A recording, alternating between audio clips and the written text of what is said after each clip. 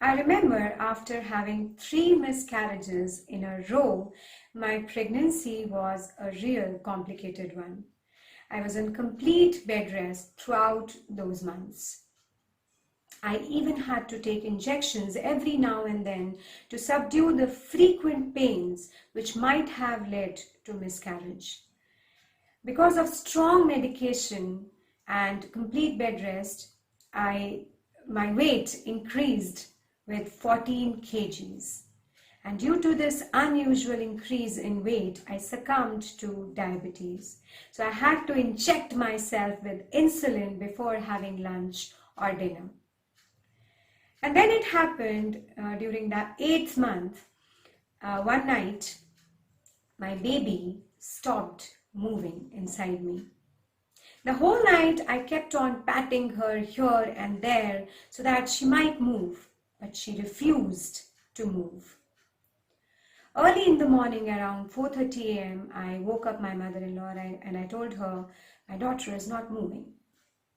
She immediately tried to contact the doctor, but I think it was too early. So we kept on trying, and finally at 7:30 a.m. we were able to reach out to the doctor. She immediately told us to report to the hospital and get admitted. When the doctor examined me and she did the ultrasound, she found out that the umbilical cord had twirled around the neck of my daughter 3 times and she was choking.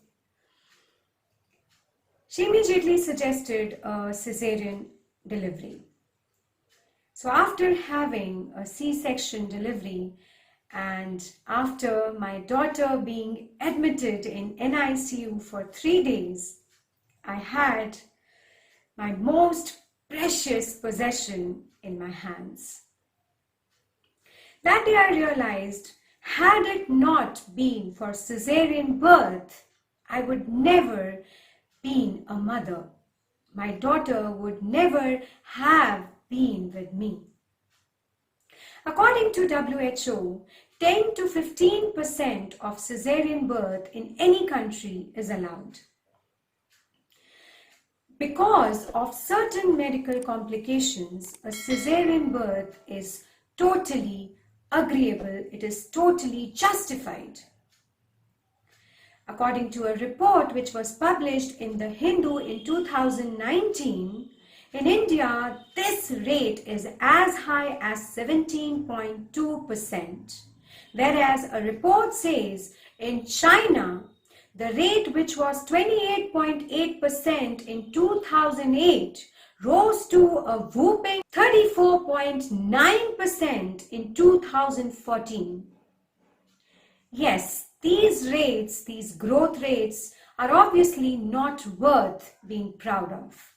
It is totally agreeable that there are many long-term as well as short-term complications related to a cesarean birth. For example, higher infant and maternity mortality rates, bowel obstructions, uterine ruptures, higher chronic pains.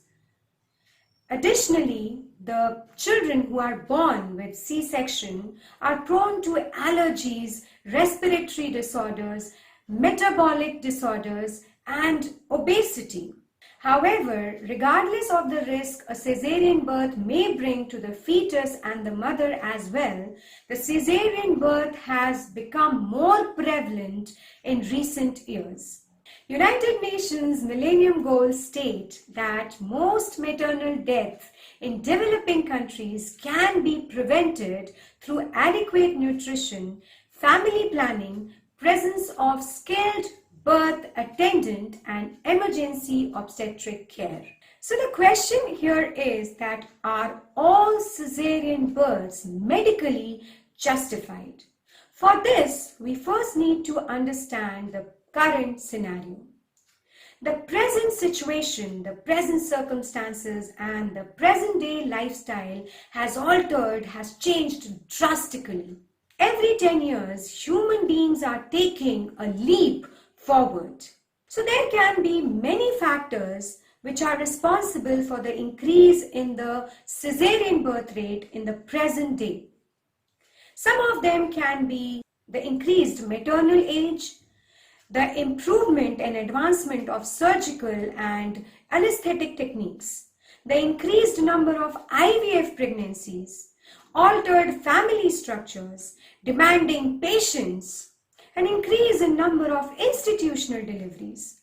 So according to my perspective, if not all, keeping in mind the current scenario, most of the cesarean births are medically justified. Had it not been for a C-section, for a cesarean delivery, I would not be having my two goblins, my two lovely daughters with me today. So this is Surabhi Jain saying goodbye till we meet again.